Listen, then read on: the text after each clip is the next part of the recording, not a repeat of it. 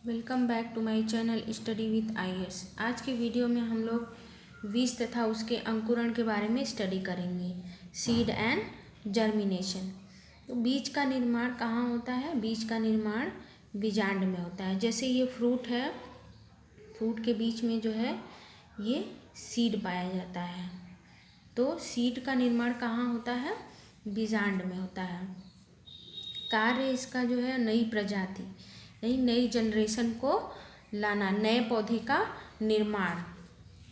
बीज के जो है दो भाग होते हैं, बाहरी भाग और आंतरिक भाग। बाहरी भाग को हम लोग टेस्टा कहते हैं और आंतरिक भाग को टिग्मा। जैसे चना है, चने का जो ऊपर वाला छिलका है, अगर हम भुने चने में उसको अच्छे से समझ सकते हैं। जैसे भुना चना है तो उसका छिलका जो है ब्लैक ब्लैक हो जाता है और अंदर वाला पार्ट जो है येलो येलो होता है। तो जो ब्लैक वाला बाहरी पार्ट होता है उसको हम लोग टेस्टा कहते हैं और जो येलो वाला पार्ट, अंदर वाला पार्ट होता है, उसको हम लोग टिग्मा कहते हैं।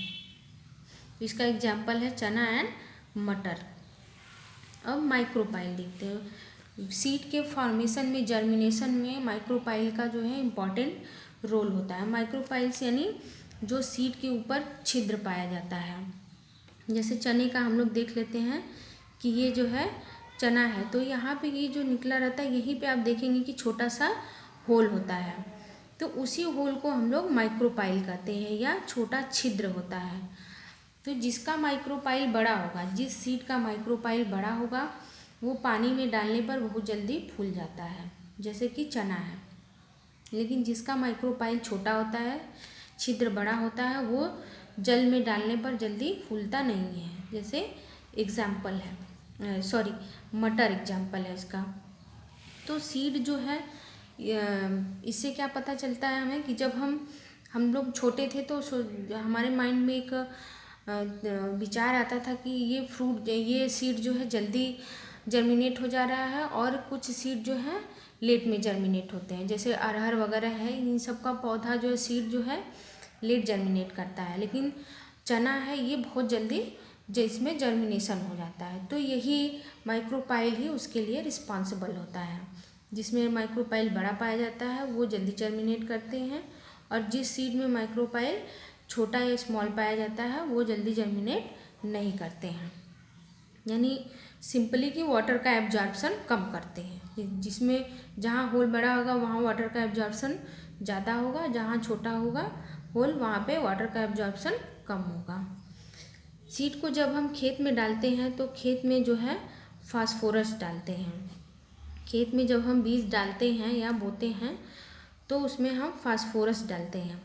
लेकिन जब बीज जर्मिनेट कर जाता है तो वहाँ हम उसके बाद हम नाइट्रोजन डालते हैं, यानी यूरिया का छिड़काव करते हैं।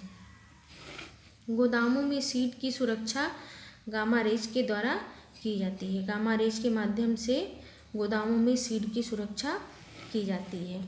जर्मिनेशन ऑफ सीड, यानी सीड का अंकुरण कैसे होता है? जर्मिनेशन से हमारा मतलब है कि बीज का सक्रिय होना। बीज जब सक्रिय होगा तभी उसमें जर्मिनेशन होगा। तो हम सबसे पहले क्या करते हैं, सीड को वाटर में भिगो देते हैं। इसमें देखिए दो चीज़ें हैं। सीड को क्या ज़रूरी है, मतलब कौन कौन सी कंडीशंस ज़रूरी हैं जर्मिनेशन के लिए और कौन कौन सी ज़रूरी नहीं है, हम दोनों के बारे में स्टडी करेंगे। तो वाटर जो है, जैसे जल में हम कोई भी सीड उसको भिगो देते हैं और फिर उसको हम बाहर निकालते हैं, तो उसकी हमें ये ध्यान रखना है कि सीड की जो है नमी या मॉइस्चर जो है बरकरार रहे, उसकी आर्द्रता बरकरार रहे, सीड जो है सूखने ना पाए।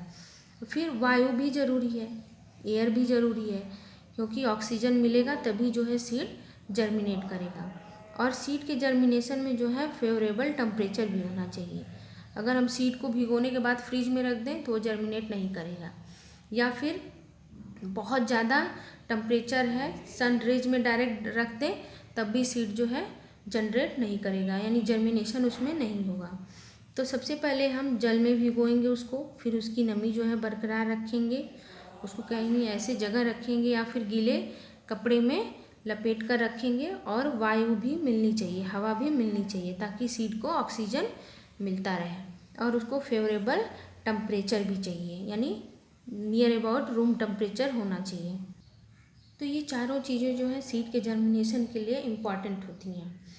और सीड को हम जो है कोल्ड स्टोरेज वगैरह में रखते हैं तो उनका टेम्परेचर जो है हम मेंटेन रखते हैं। ऐसा वहाँ का वो माहौल किया जाता है कि उसका टेम्परेचर मेंटेन रहे। सीड जो है बहुत उसकी जो मॉइस्चर है उसका बाहर न जाने पाए या फिर बाहर की नमी है उसके अंदर न जाने पाए। अगर बाहर की नमी अंदर आई तो सीड जो है जर्मिनेट कर जाएगा। और अगर सीड की जो जितनी नमी होनी चाहिए, मॉइस्चर होना चाहिए, अगर वो भी ख़त्म हो जाए तो सीड क्या है, डेड कर जाएगा, यानी सूख जाएगा। जैसे कुछ सीड हम लाते हैं बीज भंडार वगैरह से, खेतों में डालते हैं तो उगता ही नहीं है। क्यों? क्योंकि उनके अंदर का मॉइस्चर जो है वो पूरी तरह से ख़त्म हो गया रहता है, यानी सीड जो है डेड कर जाते हैं। इसी वजह से जर्मिनेशन नहीं होता है। तो कोल्ड स्टोरेज में वो फेवरेबल कंडीशन जो है प्रदान की जाती है। जर्मिनेशन के लिए जो है आवश्यक नहीं है, मतलब मृदा तो सीड डाला जाता है, मिट्टी सॉइल में डाला जाता है, लेकिन ज़रूरी नहीं है कि वो मिट्टी में ही जर्मिनेशन होता है, बाहर भी जर्मिनेशन हो जाता है। लेकिन प्लांट जो है अच्छे से ग्रोथ करता है मिट्टी में। और पोषण और खाद की भी उसे ज़रूरत नहीं है। पौधे को बड़े होने में फर्टिलाइजेशन और उसको पोषण हमें देना पड़ता है, लेकिन जर्मिनेशन के लिए कंपलसरी नहीं है। तो क्वेश्चन आपको आ सकता है कि जर्मिनेशन में ये चीज़ें चाहिए, तो 3 आपको ऑप्शन वो रहेगा, इसमें से एक मृदा भी रहेगा। तो मृदा जो है कंपलसरी नहीं है, ये जर्मिनेशन के लिए बाद में यूज़फुल है, प्लांट के ग्रोथ में यूज़फुल है, लेकिन जर्मिनेशन जो है सीड का बाहर भी हो सकता है। और सूर्य का प्रकाश भी जो है कंपलसरी नहीं है, क्योंकि जर्मिनेशन जब होता है तो मूलांकुर जो है वो वाइट कलर का होता है, सफ़ेद होता है, तो उसमें क्लोरोफिल की उतनी ज़रूरत नहीं होती है। हाँ, अगर प्लांट को ग्रोथ करना है आगे, उसमें लीव्स और स्टेम इन सब में डिवाइड होने लगता है, तब सूर्य के प्रकाश की ज़रूरत पड़ती है, क्योंकि उसको क्लोरोफिल चाहिए लीफ को उसके फूड के फॉर्मेशन यानी फोटोसिंथेसिस के लिए सनलाइट की ज़रूरत पड़ती है। तो हम सीड का कोल्ड स्टोरेज में सीड को हम एक लेप के अंदर रखते हैं, लेप लगाया जाता है।